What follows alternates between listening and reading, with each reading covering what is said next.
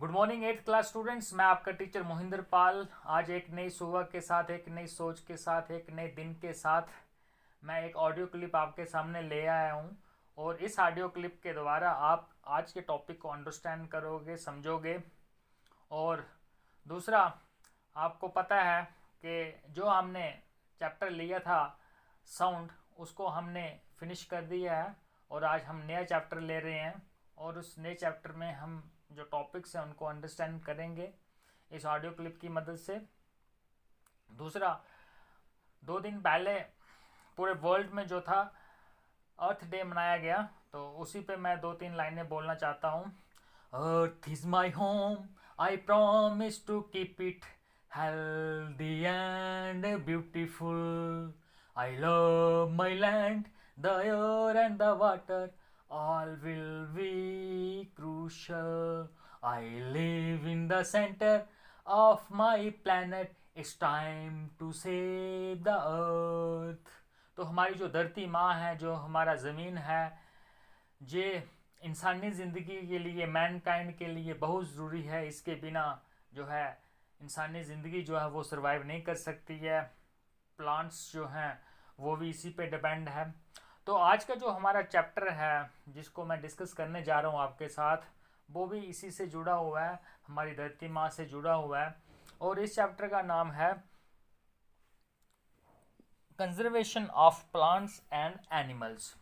सो conservation means हमने plants और animals को जो है बचाना है। हमारे जो पौधे हैं, हमारे जो एनिमल्स हैं, जानवर हैं, उनको हमने बचाना है। अब इस चैप्टर में बहुत सारे टॉपिक्स हैं। जैसे आपका इसमें पहला टॉपिक आ जाता है डिफॉरेस्टेशन आ जाता है, उसके बाद कॉन्सिक्वेंसेस ऑफ डिफॉरेस्टेशन आ जाते हैं, उसके बाद जो है conservation of forest and wildlife आ जाता है, उसके बाद बायोस्फीयर रिजर्व आ जाता है, उसके बाद जो है हमारे जो नेशनल पार्क्स हैं वो आ जाता है, फ्लोरा एंड फौना आ जाता है, उसके बाद जो हमारे पास वाइल्ड लाइफ सेंचुरीज हैं वो आ जाता है, उसके बाद हमारा जो है माइग्रेशन जो है वो आ जाता है। उसमें जो है हमारा एक और टॉपिक और आ जाता है, रेड डाटा बुक आ जाता है, रिसाइकलिंग ऑफ पेपर आ जाता है, रिफॉरेस्टेशन आ जाता है। तो ये सारे टॉपिक्स जो हैं इस चैप्टर में हमने 1 बाय 1 जो है इस आने वाले वीक में हमने अंडरस्टैंड करने हैं। तो सबसे पहले मैं जाऊंगा डिफॉरेस्टेशन पे। तो डिफॉरेस्टेशन क्या होता है? जंगलों को काटना, पेड़ों को काटना। और आपको पता है ये हमारे जो पेड़ हैं ये हमारी धरती माँ का श्रृंगार है। तो मान लीजिए अगर पेड़ ना हो, अगर इस ज़मीन पे पेड़ ना हो तो हमारी जो ज़मीन है, हमारी जो धरती माँ है वो कैसे लगेगी? तो पेड़ों का होना जो है बहुत ज़रूरी है। पेड़ ना होंगे तो हम नहीं होंगे, तो पेड़ होंगे तो हम होंगे, एनिमल्स होंगे। तो मैनकाइंड के लिए फॉरेस्ट जो हैं, जंगल जो हैं, पेड़ जो हैं, ये बहुत इम्पोर्टेंट है।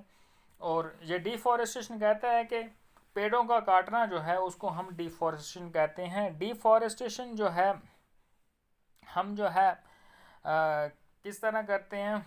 कई बार हम जो है हमें ज़मीन चाहिए होता है खेती बाड़ी के लिए, कल्टीवेशन के लिए, तो हम पेड़ों को काट देते हैं, तो उससे डिफॉरेस्टेशन हो जाता है। सम टाइम जो है हमें कारखाने लगाने होते हैं, कारखाने फैक्ट्रीज वगैरह लगाने के लिए हम पेड़ों को काट देते हैं।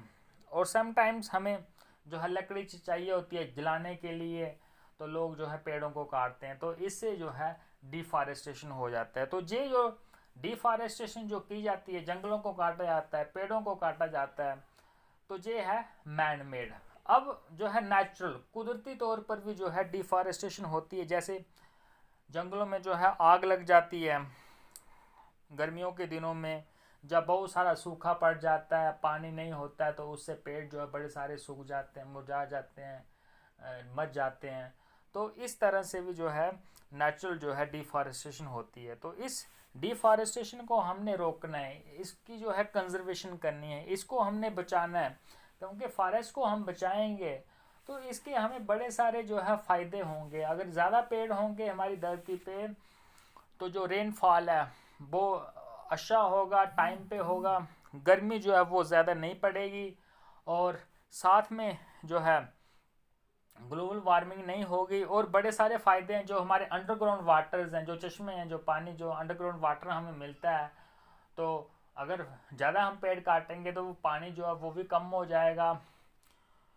उसके बाद ये जो इरोजन है, ठीक है, इरोजन जो है ये भी ज़्यादा होगा। जितनी ज़्यादा पेड़ काटेंगे तो इरोजन होगा, मिट्टी जो है, जब फ्लड्स आएंगे तो मिट्टी जो है हमारे जो कल्टीवेशन वाली मिट्टी है, खेती बाड़ी वाली मिट्टी है, फर्टाइल जो मिट्टी है वो जो है बह जाएगी।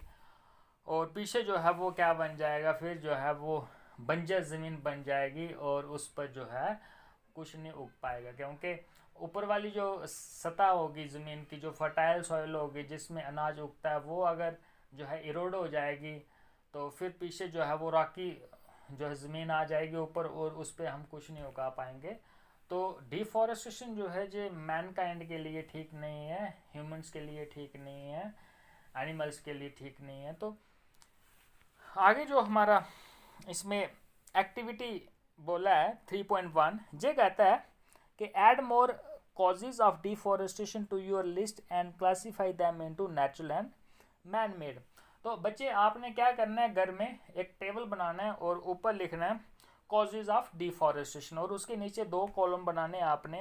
एक में लिखना है जो है नेचुरल डिफॉरेस्टेशन और दूसरे में लिखना है मैन मेड डिफॉरेस्टेशन। तो मैन मेड जो डिफॉरेस्टेशन मैंने आपको बता दिया कि जो इंसान करता है, जंगलों को काटता है, तो वो किस किस तरीके से होती है उसका थोड़ा डिस्क्रिप्शन देना है। दूसरा जो है नेचुरल कुदरती तौर पर जो डिफॉरेस्टेशन होती है उसके आपने जो है इसमें एक्सप्लेनेशन देनी है। तो 2 कॉलम्स में आपने जो करना है काम और जो आपके लिए होम असाइनमेंट है।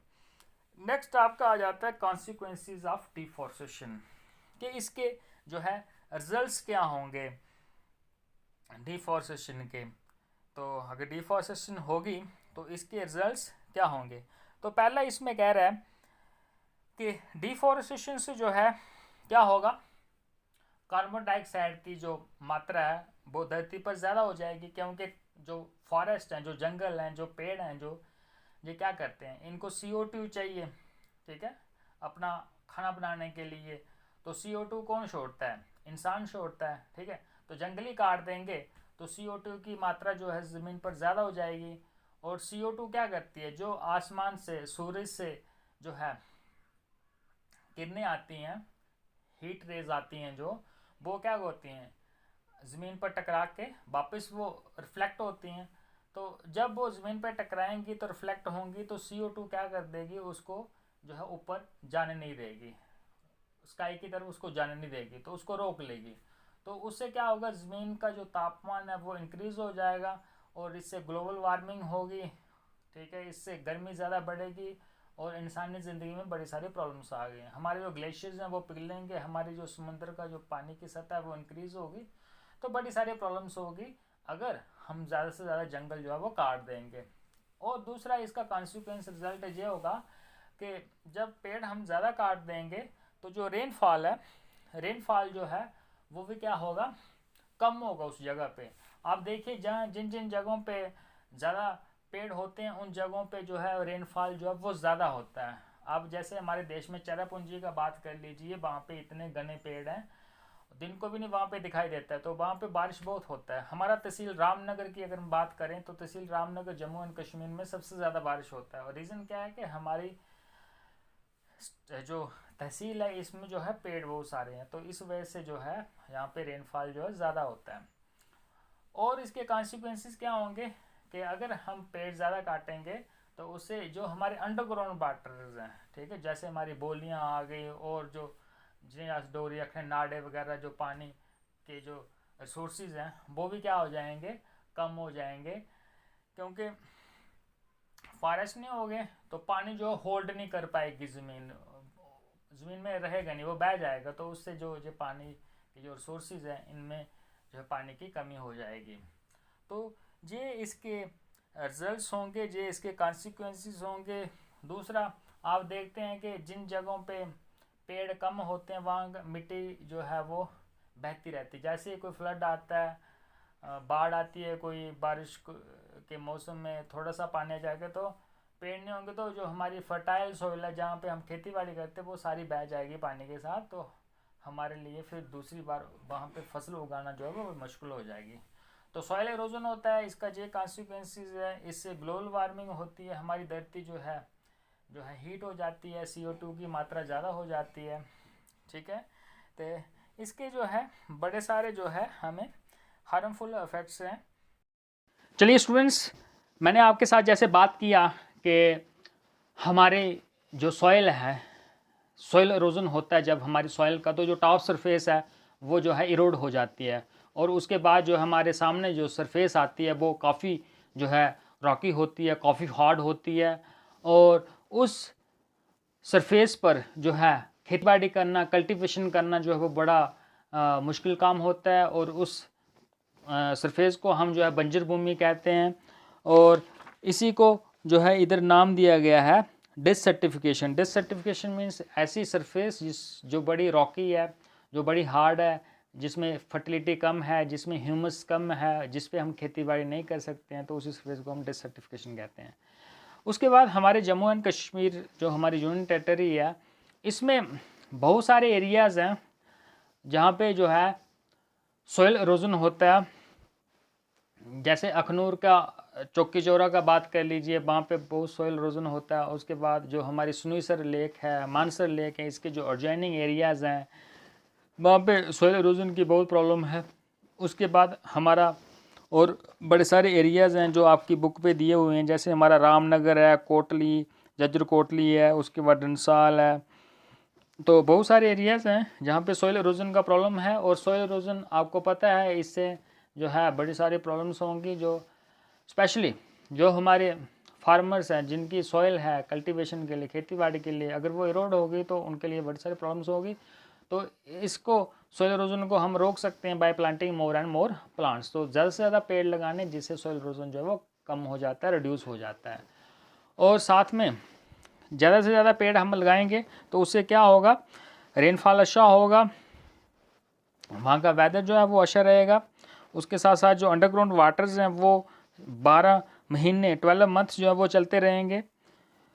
और उसके साथ साथ जो एनिमल्स के हैबिटेट हैं, एनिमल्स के जो घर हैं वो भी चलते रहेंगे, एनिमल्स जो हैं एक्सटिंक्ट नहीं होंगे।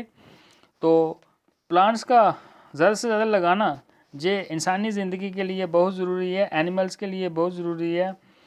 और कम लगाएंगे प्लांट्स कम होंगे तो CO2 की मात्रा ज़्यादा हो जाएगी, CO2 की मात्रा ज़्यादा होगी तो हीट रेज जो सन से आ रही हैं वो वापस नहीं जाएंगी, पूरी की पूरी वो ज़मीन पे रहेंगी, CO2 उसको ऊपर नहीं जाने देगी, जिससे हीट जो है होगी, धरती जो है गर्म होगी, ग्लोबल वार्मिंग होगी, उससे हमारे जो ग्लेशियर्स हैं वो भी पिघलेंगे, पानी जो है समुद्रों का जो है वो इंक्रीज़ हो जाएगा, तो उससे जो है बड़ी सारी प्रॉब्लम्स जो हैं वो मैनकाइंड को होगी। तो हमको इससे बचना है, हमें पेड़ जो है ज़्यादा से ज़्यादा लगाने हैं। तो इसी के साथ मैं आज के टॉपिक को विराम देता हूँ, और साथ में मैं इसके आपको होम असाइनमेंट दे रहा हूँ, उसको आपने करना है। Till then, bye bye, take care, have a nice day. Thank you students.